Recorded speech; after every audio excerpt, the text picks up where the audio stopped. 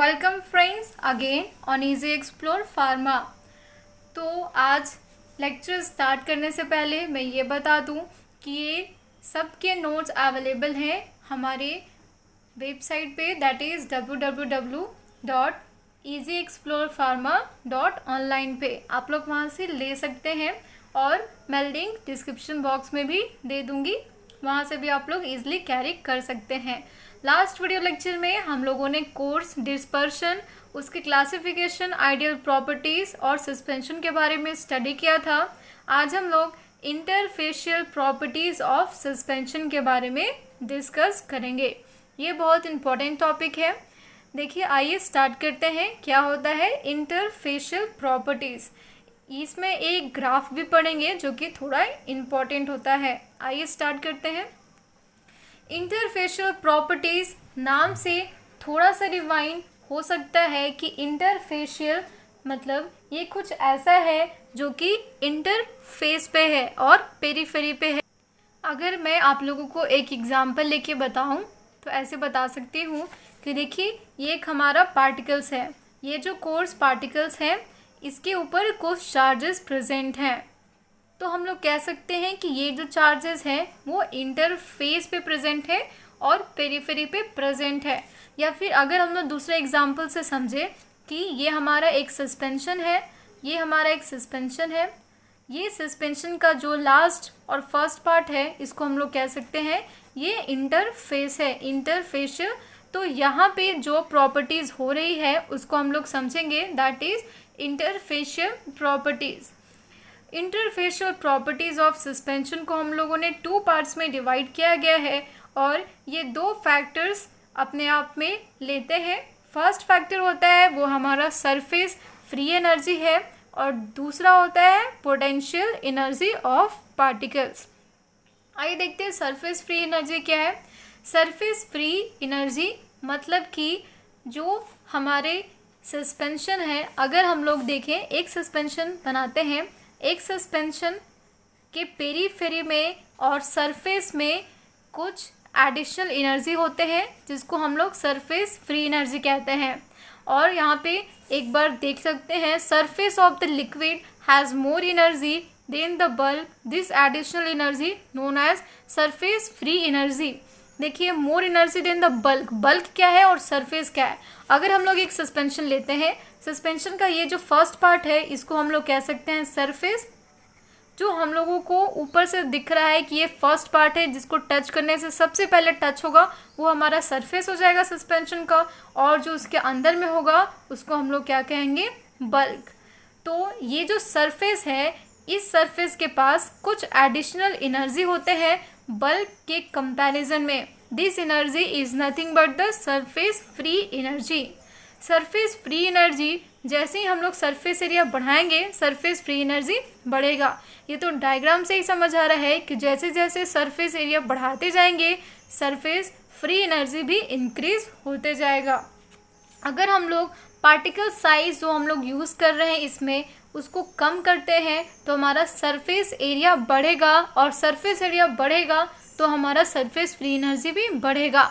मतलब हम लोग कह सकते हैं कि surface free energy is directly proportional to the surface area और surface area is directly proportional to the surface free energy. Surface area जो पार्टिकल साइज के इन्वर्सली प्रोपोर्शनल होता है, तो हम लोग ये भी कह सकते हैं कि पार्टिकल साइज के सरफेस फ्री एनर्जी भी इन्वर्सली प्रोपोर्शनल होगा। मतलब अगर size of the course particles बढ़ा देंगे तो हमारा सरफेस फ्री एनर्जी क्या हो जाएगा, अपने आप रिड्यूस हो जाएगा।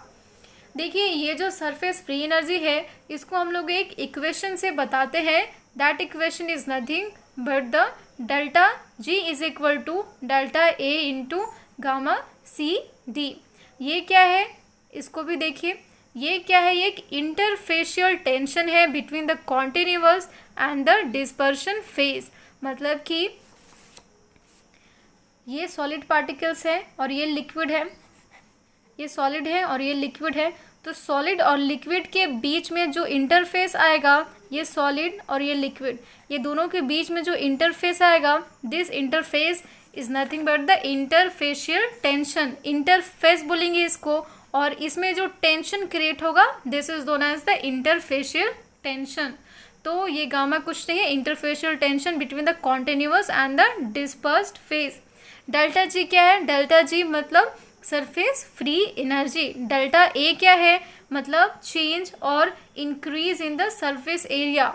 ठीक है, ये चेंज इन सरफेस एरिया, ये हमारा सरफेस फ्री एनर्जी है। नेक्स्ट हमारा आता है second factor, that is the potential energy of the particles. मतलब कि कोर्स और सस्पेंशन जो हम लोग ले रहे हैं उसमें क्या क्या इंटरफेशियल प्रॉपर्टीज़ होगा। फर्स्ट जो फैक्टर इन्फ्लुएंस करेगा इंटरफेशियल प्रॉपर्टी को वो है हमारा सरफेस फ्री एनर्जी। सेकंड है हमारा potential energy of the particles. तो अब देखिए ये जो पार्टिकल्स हैं वो क्या ऐसे पोटेंशियल एनर्जी क्रिएट करते हैं। अगर सपोज एक हम लोग पार्टिकल्स को अगर हम लोग ऐसे ही समझें, अगर ये हमारा एक पार्टिकल्स है, इस पार्टिकल्स के ऊपर में क्या होगा? कुछ चार्जेस होंगे। अगर ये चार्जेस हैं तो हम लोग इसको क्या कह सकते हैं? Electrical charge which is present on the surface of the coarse particles which is dispersed in the continuous phase, this is known as the zeta potential energy of the suspension। मतलब कि एक सस्पेंशन का उस जो भी particles जो not colloidal particles बार बार आ रहा है, देखिए इसको लीजिएगा मत, कोलॉइडल नहीं, यहाँ पे कोर्स पार्टिकल्स होंगे। ये जो कोर्स पार्टिकल्स हैं, कोर्स पार्टिकल्स ऊपर में चार्जेस होंगे, ये चार्जेस के कारण जीटा पोटेंशियल होगा और इस जीटा पोटेंशियल को हम लोग कह सकते हैं this is the zeta potential energy of the suspension. अब देखिए सबसे पहले ये समझिए कि फ्लॉकुलेटेड और डीफ्लॉकुलेटेड के पार्टिकल्स अपना कैसा बिहेवियर देगा। एक मिनट सब कुछ रिवाइंड कीजिए फ्लॉकुलेटेड और डीफ्लॉकुलेटेड का, और जिन्होंने लास्ट वीडियो लेक्चर नहीं देखा है वो प्लीज़ पहले वहाँ जाके फ्लॉकुलेटेड और डीफ्लॉकुलेटेड को समझ के आइए, तभी यहाँ पे समझ में आएगा। लेकिन फिर भी मैं ब्रीफ बता देती हूँ। फ्लॉकुलेटेड में क्या हो रहा था? फ्लॉक्यूल्स का फॉर्मेशन हो रहा था। Floccules is nothing but the loose aggregation of the solid, जिसमें केक का फॉर्मेशन हो रहा था, लेकिन वो हार्ड केक नहीं था, लूज केक था। जो ये जो पार्टिकल्स सेडिमेंट होकर नीचे बैठ जाएंगे, सेडिमेंटेशन होने के बाद ये हमारा वापस से रीडिस्पर्स हो जाएगा, क्योंकि ये जो पार्टिकल्स के बीच में जो फोर्स ऑफ अट्रैक्शन था वो van der Waals force of attraction था, जो कि इजिली ब्रेक हो जाता था। वैसे ही डीफ्लॉकुलेटेड में हम लोगों ने देखा था कि जो भी पार्टिकल्स होंगे वो सेपरेट एंटिटीज़ होंगे और अलग अलग होंगे, और थोड़ी देर के बाद ये नीचे में जाके सेडिमेंट कर जाएंगे। सेडिमेंट होने के बाद ये अपना एग्रीगेशन बनाएंगे। देखिए फ्लॉकुलेटेड में पहले ही एग्रीगेशन बना के फ्लॉक्यूल्स बन जाते हैं, लेकिन डीफ्लॉकुलेटेड में बाद में एग्रीगेशन बनेंगे जब नीचे में जाके सेडिमेंट हो जाएंगे तब। और सेडिमेंट होने के बाद ये जो एग्रीगेशन फॉर्म होगा वो स्ट्रॉन्ग एग्रीगेशन होगा, क्योंकि उनके बीच में फोर्स ऑफ अट्रैक्शन बहुत ही ज़्यादा होगा, इसलिए ये रीडिस्पर्स करने से, शेक करने से रीडिस्पर्स नहीं होते हैं। ये हम लोगों ने पढ़ चुके हैं। अब हम लोग देखते हैं कि इसमें कैसा बिहेवियर दे रहा है फ्लॉकुलेटेड और डीफ्लॉकुलेटेड। उसको देखने के बाद हम लोग इस डायग्राम और इस ग्राफ को समझ सकते हैं।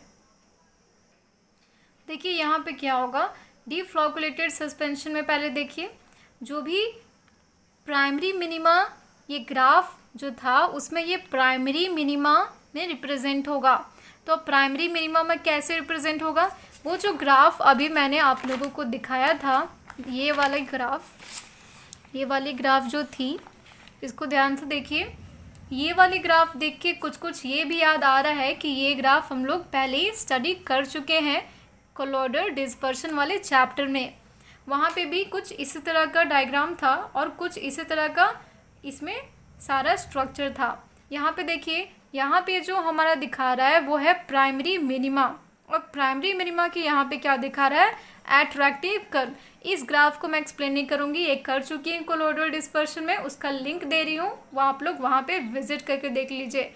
बस इतना ये समझिए इसमें कि डीफ्लॉकुलेटेड सिस्टम जो है वो प्राइमरी मिनिमा को फॉलो कर रहा है, प्राइमरी मिनिमा इसको फॉलो कर रहा है, और वहाँ पे एट्रैक्टिव कर्व के बगल में यहाँ पे देखिए इस तरह से आएगा।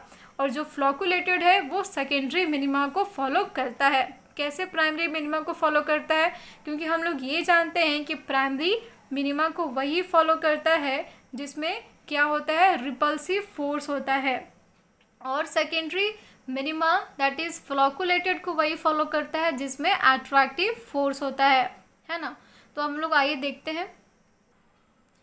ये देखिए डिफ्लॉकुलेटेड सस्पेंशन में, डिफ्लॉकुलेटेड सस्पेंशन के पार्टिकल्स को अगर हम लोग लेते हैं, दो पार्टिकल्स, ये जो पार्टिकल्स हैं वो डिफ्लॉकुलेटेड के हैं, इन दोनों को लेते ही हम लोगों को ये पता है कि ये दोनों में क्या होता है, फोर्स ऑफ रिपल्शन होता है, फोर्स ऑफ रिपल्शन। अगर हम लोग एक सस्पेंशन ले लेते हैं, ये पार्टिकल्स है हमारे, सिंपल सा एक सस्पेंशन है, अगर ये डिफ्लॉकुलेटेड है मतलब कि एग्रीगेशन नहीं होगा। अगर एग्रीगेशन नहीं हो रहा है उसका कारण ये है कि इनके जो पार्टिकल्स है वो इनिशियली और स्टार्टिंग फेज में रिपल्शन क्रिएट करेंगे एक दूसरे से, जो कि प्रोहिबिट करेगा एग्रीगेशन को। When the particles come closer, repulsion force produced due to the charge present on the surface of the suspended particles। अभी हम लोगों ने देखा कि ये जो पार्टिकल्स है इनके ऊपर जो चार्ज है इससे जीटा पोटेंशियल और का फॉर्मेशन होता है, जिसको zeta energy of the suspension को बोल सकते हैं। इनके चार्ज के कारण इन दोनों पार्टिकल्स में क्या हो रहा है, रिपल्शन, जिसके कारण एग्रीगेशन प्रोहिबिट हो रहा है और इनहिबिट द एग्रीगेशन, जिसकी वजह से फ्लोक्यूल्स का फॉर्मेशन नहीं हो पाता है। अब हम लोग नेक्स्ट ये देखेंगे कि जैसे ही रिपल्शन हो रहा है जिसकी वजह से हाई एनर्जी बैरियर का फॉर्मेशन होता है। हाई एनर्जी बैरियर जनरली वहीं पे फॉर्म होता है जहाँ पे रिपल्सिव फोर्स अट्रैक्टिव फोर्स से ज़्यादा होगा, जिसके कारण एग्रीगेशन नहीं हो पाता है। थर्ड पॉइंट हमारा यही है, high energy barrier is produced in the presence of repulsive force which prevent the aggregation. अब कुछ यहाँ से लास्ट लेक्चर का भी कुछ कंक्लूजन आ रहा होगा कि क्यों वहाँ पे पार्टिकल्स पहले एग्रीगेशन नहीं कर रहा था डिफ्लॉकुलेटेड सस्पेंशन में, और बाद में जब नीचे सेडिमेंट हो रहा था तो स्ट्रांगली एग्रीगेशन कर रहा था और स्ट्रांग फोर्स एग्रीगेशन कर रहा था। तो यहाँ पे जब एग्रीगेशन नहीं हुआ तो थोड़ी देर के बाद स्लो सेडिमेंटेशन होगा और धीरे धीरे पार्टिकल्स सेडिमेंट करना स्टार्ट हो जाएंगे।